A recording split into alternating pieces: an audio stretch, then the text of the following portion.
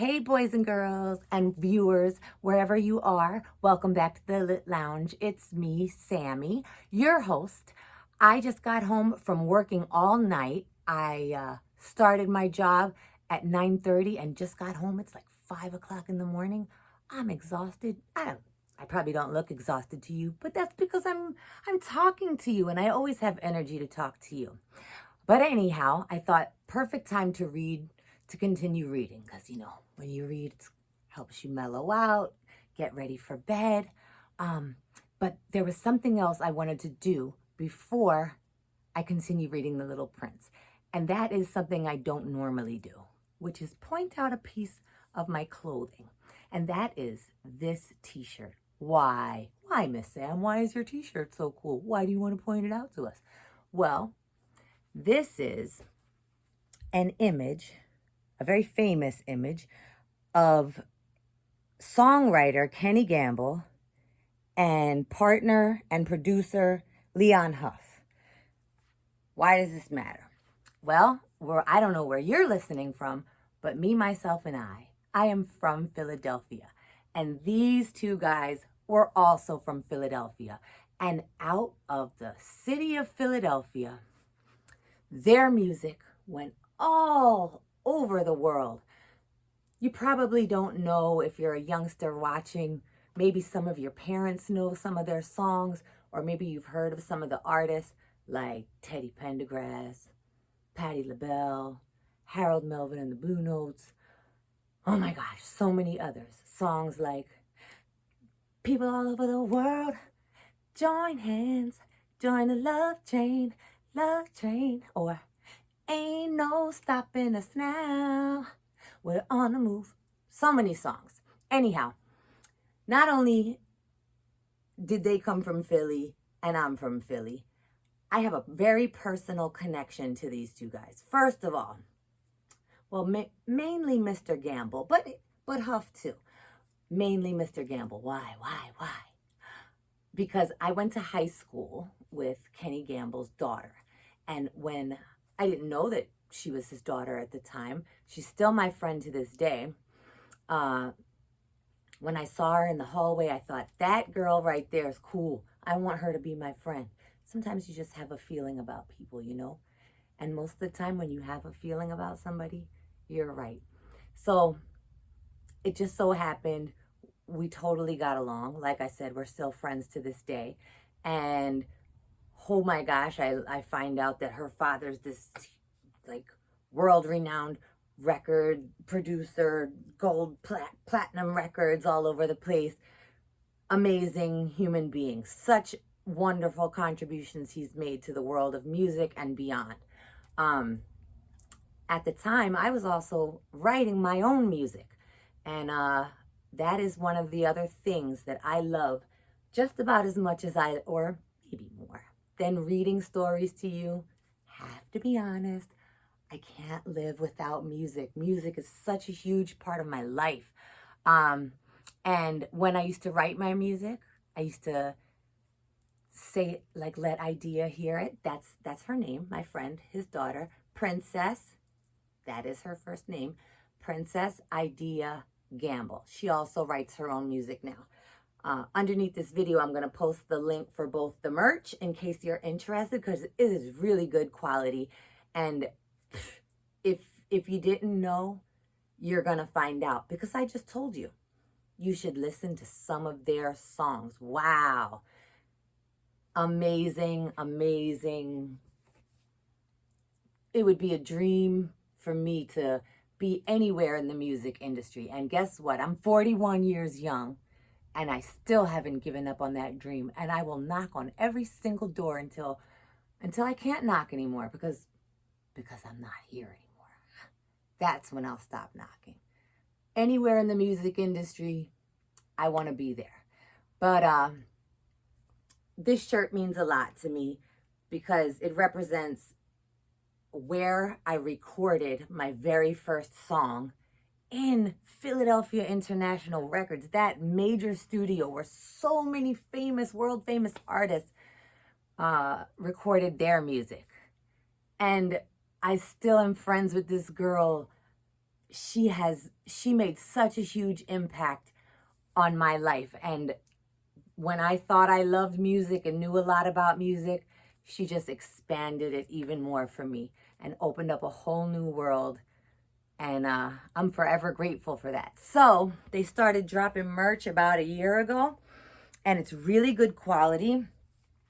This is a very famous image of them. On the front it says Philly Soul Gamble and Huff. You can't see because of the light, but the letters glow in the dark. On the back it says Philadelphia International Record Label. And on the side, and I'm going to put this link, like I said, in my bio below this video, gamblehuff.com, and that is the logo for Philadelphia International Records. So just a little excited to share that with you. I meant to yesterday. But now, where do we leave off? What chapter did we leave off on? 24, I remember. So, we're going to pick up reading chapter 25 now. Chapter 24, we left off with a character that we hadn't heard from in a while, carrying the little prince through the desert and just kind of realizing how precious and pure the little prince was and how much he needed to protect him. Did you remember who that was? Because I didn't say it yesterday, but I'm going to say it now, just in case you didn't figure it out. Hello, the aviator, also known as the pilot, the guy that met the little prince in the desert. Yeah. So, going on to chapter 25, let's see what the little prince is thinking about now and what happens with the pilot. Chapter 25 of The Little Prince. Men, said the little prince, set out on their own way in express trains, but they do not know what they are looking for. Then they rush about and get excited and turn round and round. And he added, it is not worth the trouble. The well that we had come to was not like the wells of the Sahara. The wells of the Sahara are more holes dug in the sand. This one was like a well in a village, but there was no village here, and I thought I must be dreaming. It is strange, I said to the little prince. Everything is ready for use. The pulley, the bucket, the rope. He laughed, touched the rope, and set the pulley to working. And the pulley moaned like an old weather vane, which the wind has long since forgotten. Do you hear? Said the little prince. We have wakened the well, and it is singing. I did not want him to tire himself with the rope. Leave it to me, I said. It is too heavy for you. There's an illustration.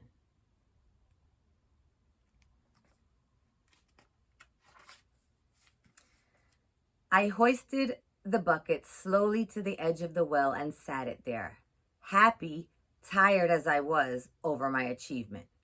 The song of the pulley was still in my ears, and I could see the sunlight shimmer in the still, trembling water. I am thirsty for this water, said the little prince. Give me some of it to drink. And then I understood what he had been looking for. I raised the bucket to his lips.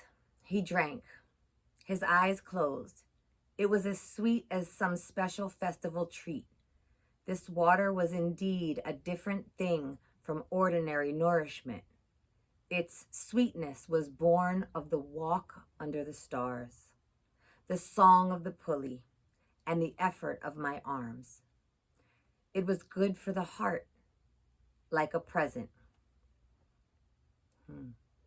When I was a little boy, the lights of the Christmas tree, the music of the midnight mass, the tenderness of smiling faces used to wake me up so the radiance of the used to wake me up.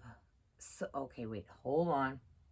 Reread. Told you. God, it's been a long day, long night. When I was a little boy, the lights of the Christmas tree, the music of the midnight mass, the tenderness of smiling faces used to make up so the radiance of the gifts I received. Used to make up so the radiance of, okay, I can't read that right, but I think he's basically saying all of those things made the gifts. Oh, yeah, that is what he's saying. Those were the gifts. It wasn't so much as an object or an item under the tree. It was the tree itself and the singing at midnight mass and everybody being happy. Those were his presents. Just like, you know, the little prince, the journey to this water was what made that water so special. I get it now. And now you get it. We're learning together here. The men where you live, said the little prince, raise 5,000 roses in the same garden, and they do not find in it what they are looking for. 5,000 roses in the same garden, and they still don't find in it what they are looking for. They do not find it, I replied. And yet what they are looking for could be found in one single rose or in just a little water. Yes, that is true, I said. And the little prince added, but the eyes are blind. One must look with the heart. I had drunk the water. I breathed easily. At sunrise, the sand is the color of honey, and that honey color was making me happy too. What brought me then this sense of grief? You must keep your promise, said the little prince softly, as he sat down beside me once more. What promise? You know, a muzzle for my sheep. I am responsible for this flower. I took my rough drafts of drawings out of my pocket. The little prince looked them over and laughed as he said, your baobabs, they look a little like cabbages. Oh, I have been so proud of my baobabs. I had been so proud of my baobabs. Your fox, his ears look a little like horns, and they are too long. And he laughed again. You are not fair, little prince, I said. I don't know how to draw anything except boa constrictors from the outside and boa constrictors from the inside. Oh, that will be right, he said. Children understand. Oh, that will be all right, he said. Children understand. So then I made a pencil sketch of a muzzle, and as I gave it to him, my heart was torn. You have plans that I do not know about, I said. You know, my descent to the earth. Tomorrow will be its anniversary. Then after a silence, he went on. I came down very near here. And he flushed. And once again, without understanding why, I had a queer sense of sorrow. One question, however, occurred to me. Then it was not by chance that on the morning when I first met you a week ago, you were strolling along like that, all alone, 1,000 miles from any inhabited region. You were on your way back to the place where you landed? The little prince flushed again. And I added with some hesitancy, perhaps it was because of the anniversary? The little prince flushed once more. He blushed. His face got flushed. He never answered questions, but when one flushes, does that not mean yes? I said to him, I think I am a little frightened, but he interrupted me. Now you must work. You must return to your engine. I will be waiting for you here. Come back tomorrow evening. But I was not reassured. I remembered the fox. One runs the risk of weeping a little if one lets himself be tamed. What's happening? I'm only going to read that one chapter tonight because I gave such a long introduction about the t-shirt I'm wearing tonight, but I had to. Now you know a little bit more about me than you did. Now maybe you know who Kenny Gamble and Leon Huff were. Gamble and Huff, the sound of Philadelphia, Philadelphia International Record Labels, Princess Idea Gamble, Kenny Gamble's daughter. I went to high school with her. I used to write music. I recorded my first song, or it wasn't the first song I ever wrote, but it was the first song that I recorded. And to record in such a world-renowned studio, wow. Now you know some more fun facts about me. I hope one day you'll introduce yourselves to me in return. And on that note, the chamomile tea I've been sipping is setting in. The hours that I've been working are also setting in. And just having read that chapter has made me ready for bed. So, good night, good morning, all at the same time. I don't know what time of the day it is for you. You might have a weird sleep schedule too. But anyway, blah, blah, blah, blah, blah. I'll see you next time for a little bit more of the regularly scheduled program. Bye until then, and take good care of yourselves and each other.